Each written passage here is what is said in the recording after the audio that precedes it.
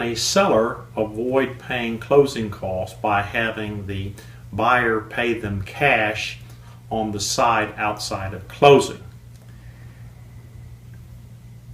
It's sort of like evading taxes by not reporting income to the Internal Revenue Service, and that it could be considered a crime to do that. Likewise, you are defrauding the Department of Revenue, and that you are obligated to pay the documentary stamps on the sales price.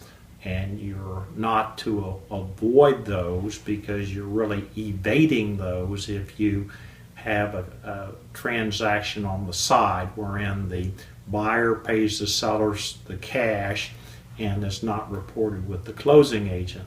There's also any number of other problems with that, such as the currency transaction. If you're actually dealing in cash, and that anything above $10,000, well then you have to, $10,000 or more, you have to fill out various currency forms with the bank if it has to be deposited.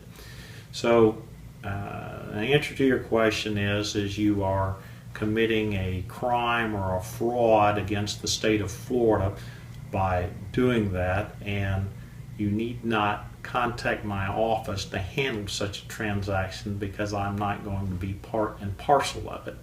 I would also caution you to do that, because if there's ever a problem later on about the transaction, trying to show that cash or the actual sales price, you're not going to be very successful whenever you've been involved in this transaction, particularly whenever the buyer then turns around and he sells it and wants to take credit for the cash that he paid. Do you really think that he's going to be looking out for the seller? So it's just a very bad idea, and I can't say enough bad things about it, and would encourage you, don't engage in that activity.